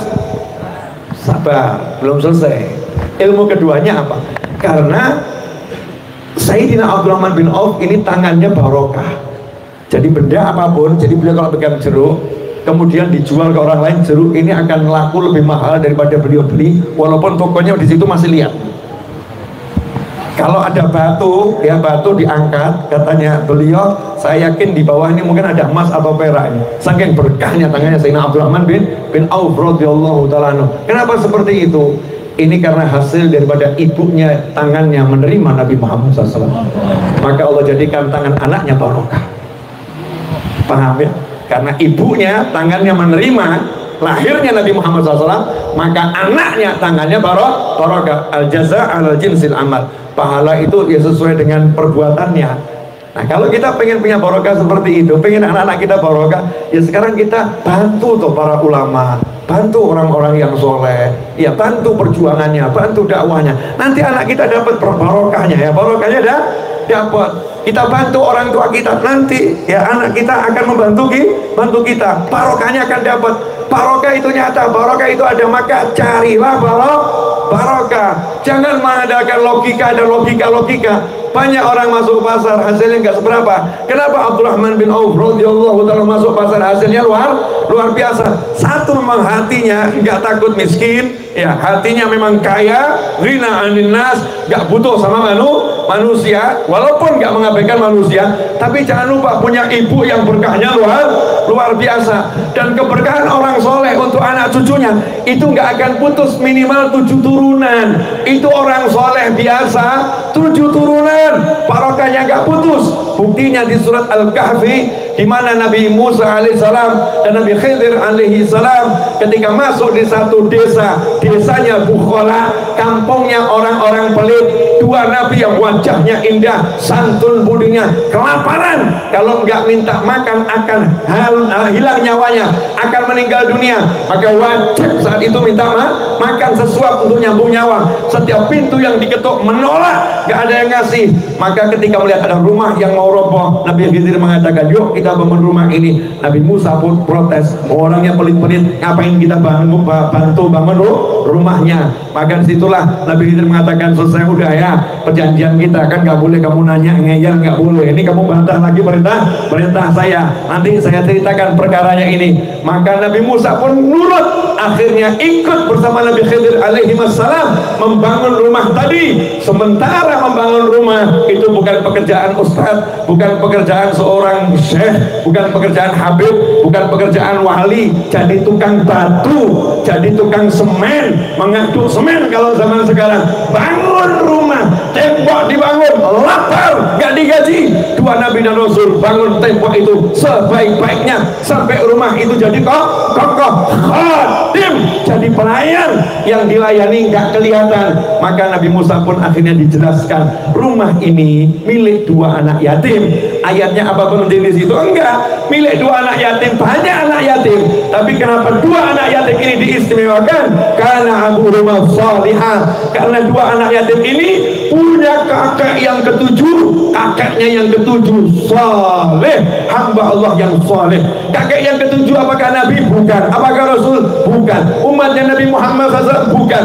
Umatnya nabi-nabi yang terdahulu. Itu zamannya Nabi Musa, Nabi Khidir. 7 ke atas. Berarti zamannya nabi-nabi terdahulu. Waliullah biasa, bukan waliullah yang luar biasa.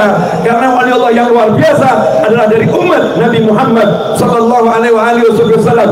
Kalau cucunya wali biasa, 2 nabi disuruh membantu sedemikian rupa menjadi pelayan sejadi-jadinya, lantas bagaimana kalau itu adalah cucu-cucu Nabi Muhammad SAW? Lantas bagaimana kalau itu cucu-cucu sahabat radhiyallahu ta'ala anhum? Lantas bagaimana kalau itu cucu-cucu para aulia wa sholihin? Lantas bagaimana kalau itu cucu-cucu daripada para kiai yang soleh-soleh yang ada di negeri yang kita cintai ini? Maka membantunya akan menjadi kurban pendekatan diri kita kepada Allah Subhanahu wa ta'ala. Alhamdulillah, jazakumullah khairan. Sudah bicara saya 1 jam 15 menit. Lanjut. Iya, lanjut. Lanjut lagi. Alhamdulillah. Ini normal semua atau kesurupan ini? Normal semua ya? Sadar? Alhamdulillah. Tapi sudah selesai itu tadi.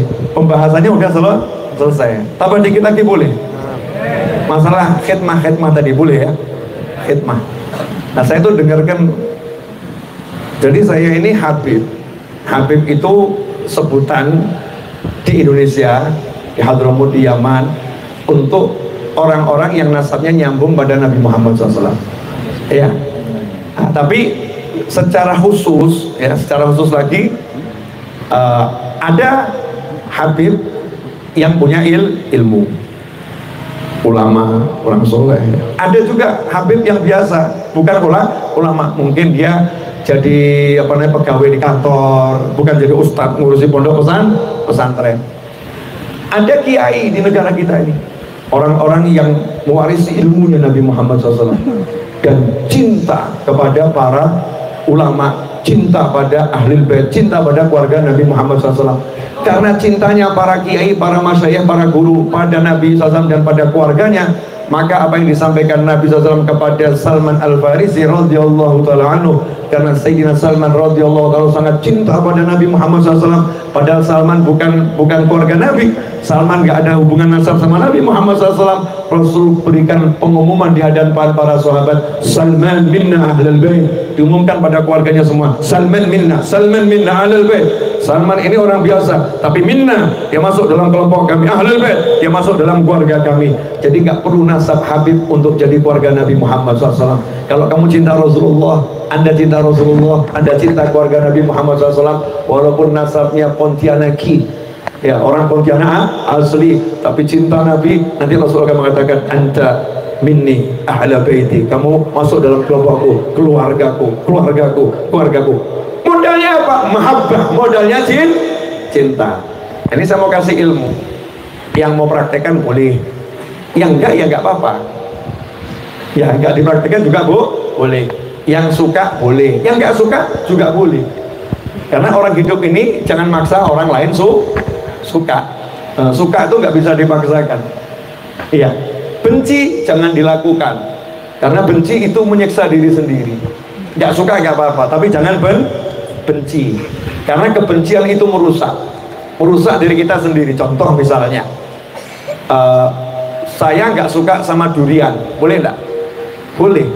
Saya suka sama durian, boleh nggak? Boleh. Tapi kalau saya benci sama durian, saya tersiksa. Masuk Pontianak, di mana-mana saya mencium aroma durian. Akhirnya lama-lama saya benci sama Pontianak. Akhirnya saya nggak mau ke Pontianak. Karena di Pontianak ada durian, saya benci sama durian. Akhirnya saya nggak mau ke Pontianak. Di Pontianak banyak kenikmatan, nggak bisa saya nikmati gara-gara rasa benci saya sama durian. Rugi atau nggak rugi? Rugi. Untungnya saya cinta durian. Masuk Pontianak, baru dengar nama Pontianak udah teringat sama durian. Meskipun sampai saat ini belum ada wajah durian. Musim, ya kan ya? Karena ada musimnya. Nah, ikhwani rahimakumullah, jangan benci, karena kalau benci ini repot. Saya misalnya benci, naudzubillah min dzalik. Saya kasih contoh orang lain biar saya sendiri ya. Saya benci pada seseorang. Kemudian saya diundang suatu pesta perkawinan atau pesta makan. Saya masuk. Tempatnya udah penuh kecuali satu kursi. Kursi. Di samping kursi itu ada orang yang saya benci. Akhirnya apa? Saya nggak mau duduk di situ. Saya nyingkir. Saya pilih berdiri. 2 jam saya berdiri hanya gara-gara rasa benci. Rugi atau nggak rugi? Rugi. Ada rumah dijual mewah, bagus, ruangannya indah, desainnya cakep, tempatnya juga oke, menjanjikan, harganya murah. Cuman gara-gara salah satu tetangganya orang yang saya benci. Saya bilang saya nggak mau beli rumah itu berapapun, saya nggak mau beli. Kenapa? Ada orang yang saya benci tinggal di samping situ, sehingga apa? Rugi saya. Kenapa? Ada rumah bagus, mewah, lokasi strategis, harganya murah, nggak saya beli gara-gara rasa benci. Rugi atau nggak rugi? Rugi. Kalau nggak suka nggak apa-apa. Suka nggak suka itu hak setiap manusia, tapi membenci adalah sesuatu yang dilarang oleh Allah Subhanahu wa Ta'ala, karena akan merusak diri kita sendiri. Saya nggak pernah diajarkan membenci dan nggak diajarkan tidak menyukai, tapi saya diajarkan untuk mencintai, diajarkan untuk menyayangi, dan saya diajarkan untuk membuat orang saling mencintai. Karena kakek saya Nabi Muhammad SAW menyatakan, kalian tidak akan masuk surga sebelum kalian bisa saling mencintai. Kalau baru dengan muslim yang biasa saja, bukan muslim yang berilmu, kita harus saling mencintai sebagai syarat masuk surga. Lantas bagaimana kalau yang kita cintai itu adalah orang yang beriman, orang yang punya ilmu? Maka harus lebih kita cintailah lagi. Atas bagaimana kalau itu keturunannya orang-orang soleh seperti dalam surat Al-Kahfi, maka harus lebih kita cintai lagi. Lantas bagaimana kalau itu keturunannya para sahabat radhiyallahu ta'ala anhum ajmain, harus lebih kita cintai lagi. Lantas bagaimana kalau itu keturunannya anbiya wal mursalin, harus lebih kita cintai lagi. Lantas bagaimana kalau itu keturunan Nabi Muhammad sallallahu alaihi wasallam. Cerita ini renungan, ini ilmu renungan. Saya punya anak laki-laki, ini ilmu ya. Saya punya anak laki-laki. Ada 2 anak laki-laki saya, ada 2 anak perempuan saya. Semoga Allah menjadikannya orang-orang yang mulia dunia akhirah, bahagia selamanya, nggak kena masalah dunia akhirah, ya dalam nikmat, dalam taat selamanya. Begitu pula antum semua keturunannya semacam itu, amin. Nah, ini ada satu orang mendatangi anak saya, misalnya cuma contoh, tiba-tiba orang tadi kasih anak saya uang 10 juta. Kemudian orang tadi ngasih anak saya kain-kain tahan pakai pakaian. Saya mengatakan ini hadiah, ini hadiah, ini hadiah. Saya nggak kenal dengan orang tadi, betul? Saya nggak kenal dengan orang tadi, tapi cek hati saya sebagai ayah ya, sebagai ayah. Lihat ada orang yang baik sama anak saya, benci atau cinta? Benci atau cinta? Kalau Anda punya anak Anda dikasih hadiah orang lain, orangnya baik benar ngasih hadiah. Terhadap orang yang nggak Anda kenal itu, Anda benci atau cinta? Otomatis mengatakan, jangan usah repot-repot, terima kasih, gitu ya. Kalau saya nggak tahu, dikasih tahu sama istri saya, ini tadi ada orang ngasih anakmu ini. Oh masya Allah, siapa orangnya? Nggak kenal. Besoknya orangnya nggak datang tapi ngirimi paket. Lusanya nggak datang ngirimi paket. Pertanyaannya, lama-lama saya penasaran nggak? Penasaran nggak? Yang penasaran siapa? Saya atau anak saya? Anak saya nggak ngurus orang tadi, yang penting mainannya, yang penting permennya, yang penting buah-buahannya. Dia nggak ngurus saya bawa anak-anak. Yang penting yang dia sentuh, tapi yang ngasih dia nggak ngurus.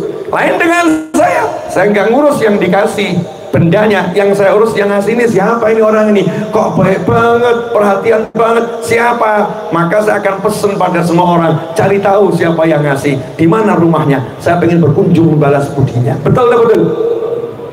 Itulah yang akan dilakukan Nabi Muhammad SAW kepada antum kalau berbuat baik kepada keluarga Nabi Muhammad SAW. Anak cucunya nggak bisa membalas, tapi kakeknya akan membalas. Allahumma sholli alaihi. Dah, ini mau dipakai boleh, diamalkan boleh, nggak boleh. Tapi ini cara menyentuh Nabi lewat cucu. Susah mau menyentuh Nabi Muhammad SAW dengan cara-cara yang lain. Cara ini cara yang paling mudah. Habib dalil. Banyak dalilnya, tapi satu aja boleh. Sahih Bukhari. Dengar, nama Sahih Bukhari itu seharusnya selesai ya. Nah, itu kitab hadis yang paling sahih. Disebutkan di beberapa riwayat di Sahih Bukhari, Sayyidina Abu Bakar As-Siddiq radhiyallahu anhu. Tahu kan Sayyidina Abu Bakar As-Siddiq radhiyallahu anhu? Pertama, mertuanya Nabi Muhammad SAW. Yang kedua, sahabat yang paling dicintai Nabi Muhammad SAW. Iya. Yang ketiga, khalifah yang pertama. Nah, itu aja sudah cukup. Biar kita ngerti yang ngomong siapa ya.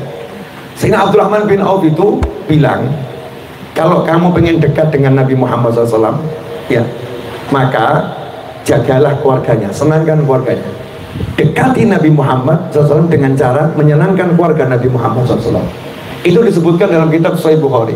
Makanya suatu ketika diceritakan Sayyidina Abu Bakar As-Siddiq radhiyallahu ta'ala anhu jalan bersama Ali bin Abi Thalib radhiyallahu ta'ala anhu, dua sahabat yang sangat mulia, yang satu mertua Nabi, yang satu sepupu dan menantu Nabi Muhammad SAW. Berdua nih jalan bersama. Kemudian di pinggir jalan Sayyidina Abu Bakar As-Siddiq radhiyallahu ta'ala anhu melihat Sayyidina Hasan lagi bermain-main dengan teman sebayanya. Maka Sayyidina Abu Bakar pun meninggalkan Sayyidina Ali, kemudian mengejar Sayyidina Hasan, kemudian menggendongnya dan memanggulnya dan menaikkannya dan sembari berkata, bi abi syabih bi jaddi wala bi abi, atau kama qala Sayyidina Abu Bakar radhiyallahu anhu, demi ayahku, anak ini lebih mirip kakeknya, bukan ayahnya. Di sampingnya Ali bin Abi Thalib, anak ini lebih mirip kakeknya, ini bukan ayahnya, ini mirip kakeknya, nggak mirip ayahnya ini. Sayyidina Ali pun tersenyum dan tertawa bahagia. Ini yang dilakukan sahabat untuk menyenangkan Ali bin Abi Thalib dan menyenangkan Nabi Muhammad SAW. Mencintai keluarga Nabi Muhammad SAW.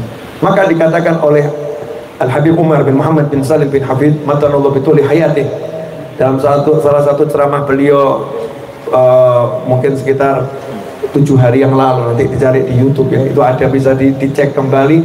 Beliau mengatakan Ahlus Sunnah wal Jamaah adalah orang-orang yang mencintai keluarga Nabi Muhammad SAW tanpa membenci sahabat, dan mencintai sahabat tanpa membenci keluarga Nabi Muhammad SAW. Ahlus Sunnah wal Jamaah adalah orang-orang yang sangat cinta pada keluarga Nabi Muhammad SAW dan sangat cinta pada sahabat Nabi Muhammad SAW tanpa membedakan satu dengan yang lain. Semua sahabat unggul, semua keluarga Nabi unggul, nggak ada yang dibedakan satu dengan yang lain. Semuanya dicintai karena Ahlus Sunnah wal Jamaah adalah orang-orang yang diajarkan untuk mencintai, bukan orang yang dididik untuk membenci siapapun dari umat Nabi Muhammad SAW. Maka jadilah kita manusia-manusia yang menebarkan rahmah, menebarkan kasih sayang, menebarkan senyum ya. Senyum kita pada yang lain. At'imut ta'am, kasih makan orang yang lain, sebarkan salam. Nanti urusan sholat, malam-malam orang tidur sholat, gak usah kemudian share ke sana ke sini. Sekarang ini aneh, sholat malam tahajud, update status, saatnya tahajud. Yang baca kan yang lagi tidur. Kalau mau ngajak orang tahajud itu ngajaknya bukan ketika tahajud, ngajaknya sebelum tidur. Share, jangan lupa ya, pasang alarm nanti malam tahajud, itu betul. Tapi kalau jam 12 malam antum mau tahajud kemudian update status, ini namanya sibuk update status, nggak sempat tahajud. Sibuk update status, nggak sempat betul-betul tawajjuh doa, dan khawatir nanti kalau nggak kuat betul hatinya bisa tersusup ijabul mar'i ya, rasa ujub, kemudian sum'ah, riya dan lain sebagainya. Urusan sholat malam nggak usah orang tahu, tapi kasih makan biar orang tahu semua. Ayo makan yuk, ayo makan bareng, jangan makan sendiri. At'imut ta'am, ajak orang makan bersama. Itulah cara Nabi Muhammad sallallahu alaihi wasallam. Mudah-mudahan 1 jam 30 menit kurang 5 menit saya bicara ini barokah manfaat ya, menjadi amalan yang bisa menyelamatkan saya, antum, kita semua dunia akhirat. Dan pesan terakhir saya penutup kajian ini di malam hari ini, karena masih banyak pesan-pesan saya insya Allah di malam yang lain, karena saya pengen panjang umur mengalahkan antum semua fitu atillah, dan saya berharap antum yang berangkat duluan, saya menyusul setelahnya. Boleh tidak saya berharap begitu? Oh, niat saya baik loh. Coba kalau yang berangkat saya dulu kan repot, kalau yang berangkat antum duluan kan saya bisa kirim-kirim Fatihah. Betul ya? Dan murid yang baik itu kan berangkat duluan, cek lokasi. Betul ya, cek lokasi, kemudian siapkan baik-baik, baru nanti kabarin saya, Beb, lokasi udah siap, maka saya udah datang seperti hari ini, betul kan ya? Udah disiapkan semuanya, saya baru datang. Lah kalau saya suruh datang ngecek lokasi, siapkan semuanya, kan muridnya kurang ajar. Jadi mau jadi murid yang baik atau yang kurang ajar? Yang baik tapi panjang umur. Panjang umur semuanya, fito atilah seolafia sepanjang-panjangnya, tapi kamu berangkat duluan, saya baru nyusul. Antum sabiqun wa nahnu lahikun. Kalimatnya mah begitu. Kalian yang duluan, kami nyusul. Nah, pesannya Habib Ali bin Ja'far Al-Idrus Batu Pahat Malaysia radhiyallahu taala anhu, saat saya temui tahun 2008 silam, beliau itu berpesan, sampaikan ke orang-orang bahwasanya penyebab bencana di sana dan di sini itu yang paling besar bukan maksiat-maksiat yang mereka kira maksiat itu. Ya, judi itu ya maksiat, zina maksiat, tapi saya belum ketemu zina di Indonesia. Serius, saya di Indonesia dan di dunia ini saya belum ketemu zina. Rumornya ada itu orang berzina, rumornya, tapi saya belum pernah lihat orang zina. Menuduh orang berbuat zina kan dosa ya, nggak boleh. Padahal orang zina itu dikatakan zina kalau kita melihat langsung, bukan karena kamera CCTV. Kamera CCTV bisa direkayasa dan bisa salah lihat. Ini melihat langsung proses terjadinya hubungan itu sampai bertemunya dua alat vital, baru dikatakan melihat zina. Dan saya kurang kerjaan kalau seperti itu. Betul. Kurang kerjaan kalau saya seperti itu. Saya nggak lihat orang zina dan nggak pengen lihat. Kemudian orang mabuk, alhamdulillah hampir nggak lihat. Kalau toh saya lihat karena orangnya datengin saya. Itu ada pemabuk datengin saya, memeluk saya, Habib, nangis. Doakan saya dan saya minta nasihat gitu. Itu selesai pengajian ya, lampu udah saya padamkan semua, terus tetap masuk gitu. Terus ada apa gitu? Saya ini hidup takut, mati juga takut. Terus saya nasihatin, sok-soknya saya jadi ustadz gitu ya. Jangan takut hidup, husnudzon sama Allah Ta'ala. Jangan takut mati, husnudzon sama Allah Ta'ala. Dah, Allah Maha Pengampun, Allah Maha Penyayang. Dijawab sama dia, mabuk ini, aromanya kenceng. Bukan gitu maksud saya Habib. Nah maksudnya gimana? Ini ada pemabuk lagi jadi ustadz, nasihatin saya. Maksud saya gini loh Beb, saya ini kalau hidup takut karena setiap saya hidup dosa saya nambah, jadi saya takut nambah dosa. Kalau saya mati saya takut Beb, karena dosa saya nambah. Kalau saya mati berarti saya diajar sama malaikat di kubur nanti. Jadi saya hidup takut nambah dosa, saya mati takut disiksa Beb. Maka saya jawab, insya Allah kamu selamat dunia akhirat. Kenapa? Dari semua tadi yang datang pengajian termasuk saya, yang sadar takut punya dosa cuma kamu. Kami nggak sadar takut punya dosa. Betul. Kita kan jalan hidup santai-santai saja. Berbuat dosa ya nggak takut, punya dosa ya nggak sadar, ya nggak ingat malaikat di kuburan. Ini yang mabuk, dosanya cuma satu, mabuk. Tapi takutnya luar biasa. Lah kamu dan saya, dosanya banyaknya luar biasa. Rasa takut nggak punya. Jadi hebat mana? Hebat tamu saya tadi. Ya hebat tamu saya tadi. Tapi orang mabuk di jalanan saya nggak lihat. Tanya Pak Polisi, Pak TNI, nggak ketemukan orang mabuk di jalanan. Indonesia ini alhamdulillah luar biasa. Tapi yang satu ini, judi di Indonesia itu nggak kelihatan kok, online soalnya nggak kelihatan.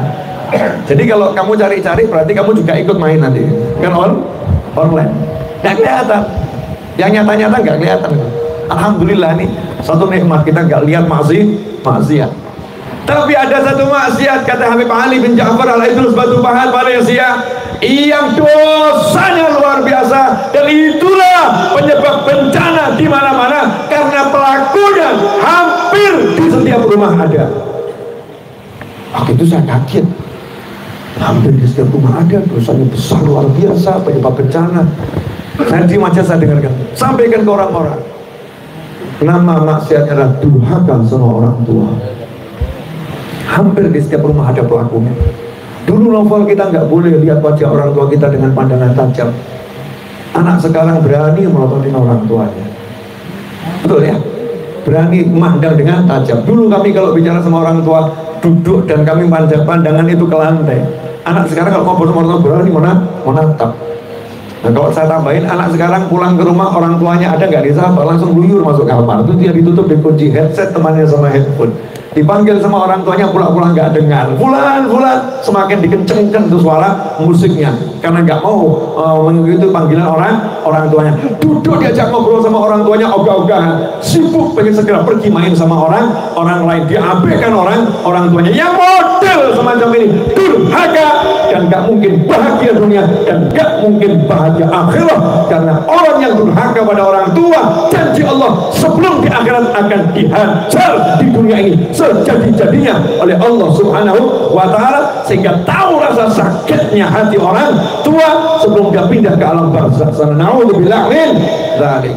Makanya yuk kita jadi anak yang doakan orang tua, kalahkan hati kita, nafsu kita untuk orang tua, kalahkan harta kita untuk orang tua. Jangan pamer harta sama orang tua, jangan berat memberikan diri, nyawa dan harta untuk orang tua. Jangan utamakan istri di hadapan orang tua, jadikan istri mengutamakan orang tua. Jangan menjadi istri yang minta diutamakan di atas orang tua. Jadilah menantu laki-laki yang taat pada mertua, yang hargai orang tua istrimu karena telah memberikan anaknya yang dibesarkan, dilahirkan, dididik kepadamu dengan biaya yang kecil. Kamu diberi anaknya, maka muliakan mertuamu laki-laki dan perempuan. Jadi anak, jadi menantu, yuk kita senangkan orang tua kita masing-masing. Mudah-mudahan kita jadi anak yang dicatat bekti sama orang tua. Asyraqal badru alaina waqtafa badru tamami mithla husni ma ra'ayna fil iraqaini wasyami rabbi faj'al mujtama'na ghayatu husnul khitami waqtina ma qad sa'alna min atayakal jisami wakribil arwah minna bilika khairil anami wablighil mukhtar anna min salatin wa salami walhamdulillahi rabbil alamin wa minkum. Dan saya titip satu tadi, kalau tahlil nanti tolong nama Habib Alwi bin Ali Al-Habsyi dimasukkan biar saya dapat barokahnya. Jazakumullah khairan wal afu minkum. Wassallallahu ala sayyidina Muhammadin wa alihi wasallam. Alhamdulillahi rabbil alamin. Wassalamualaikum warahmatullahi wabarakatuh. Assalamualaikum warahmatullahi wabarakatuh.